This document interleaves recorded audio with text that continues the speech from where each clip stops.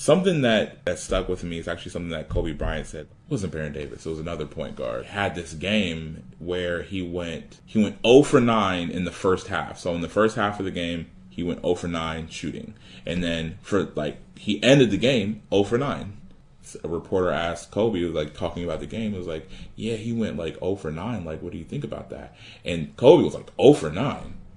I would have went 0 for 30 before I go 0 for 9. And I'm like, it blew my mind, because I'm like, immediately I'm like, 0 for 30 is a worse percentage, like, for sure.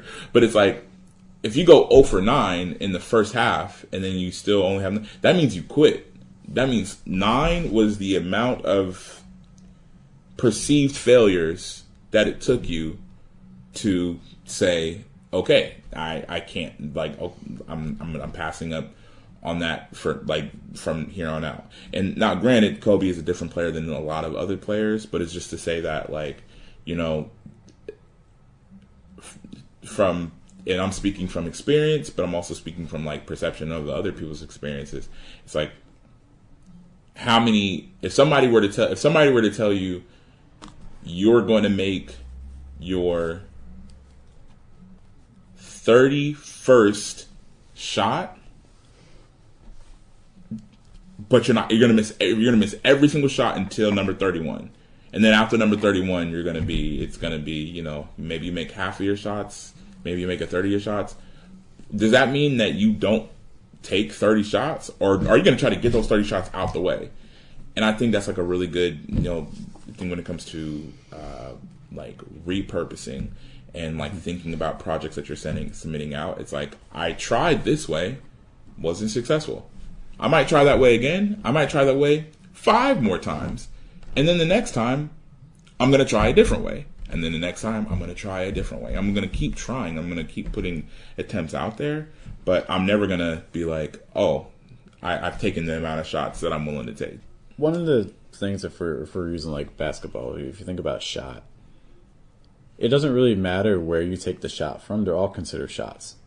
I could shoot from half court, that's a shot. I could do a layup, that's a shot. No matter what, it's a shot. Yeah. Doesn't matter if you're double teamed, doesn't matter if you're triple teamed, doesn't matter if it's a layup, doesn't matter. A shot is always considered a shot, which on the one hand it's kind of crazy, right? Because there's a lot of factors that go into a shot. Yeah. But the only thing that people keep track of is the fact that, oh, you took a shot. Yeah. And I think that's something that we need to consider as well.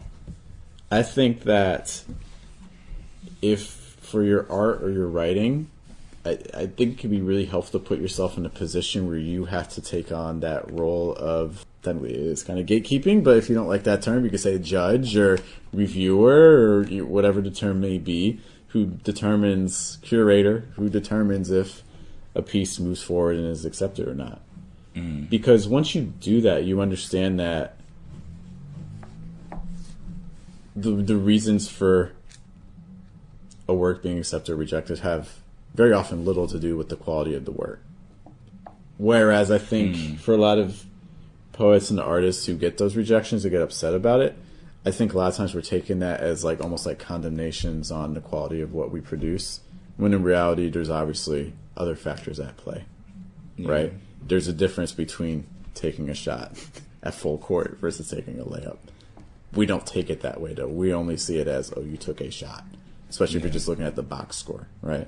So one of the things that happens when you're a judge is you start understanding, oh, I really like this piece, but we already accepted a piece that's doing a very similar thing. Or, oh, I'm very sick today, so when I was reading the submissions, I didn't realize that you did something in your work that was actually really innovative, and I just completely was off guard because I just wasn't feeling my best when I was reading it.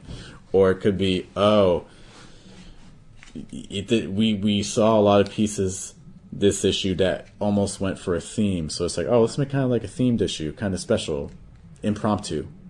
Sorry, your work's not fitting that. It's really good. Yeah. So all this to say is that we're only viewing our work and submissions as single shots, but in reality, the editors, there's so many other factors that are going into it that quality is not the reason the work was turned down. I think especially if you're looking at top tier journals, I mean, yeah, famous journals, it's like Harvard, people are going to apply to Harvard that like, almost failed out of high school and stuff like that. They're still going to apply, right? Yeah. And some of them may even get in, but in general, the chances of that happening are small. In general, once Harvard is going to remove those sorts of applicants, they can still pick any year from probably like 10,000, 20,000 applicants, and any one of them would be fine. And they know that. Yeah. At some point, quality is not going to be the determiner. There's going to be other factors at play. And so the sooner I think that we can go back to the idea of success as being something that I determine for myself and can turn it away from something that I don't have control over, right?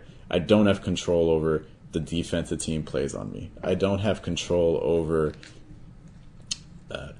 how the editor's feeling when they're reviewing my submission. I don't have control over the submissions that came in before mine or after mine. I don't have control over any of those things, but I do have control over how I'm going to respond to whatever happens. A lot of times they're like, oh, I'm super late to reviewing my submissions, and these things are due tomorrow at 1 p.m. and I have 50 of them to go through. So I'm just going to read 3 lines off of a poem, and if that doesn't catch me, I'm just going to send it out. I'm like, that it happens a lot more than you think. And so I think it's a lot more important to be like, okay, what makes this work? What makes this work successful, or what makes this work good to me or worthwhile to me, that is completely detached from a process that volatile. Imagine having that conversation with an editor. You got a poem rejected, and you ask the editor, why did you reject it? And they say to you, oh, well, I had to get through 30 submissions. One of our reviewers was sick and couldn't review, so I got handed 50 submissions to read 50 minutes before our meeting to determine. And talk that back.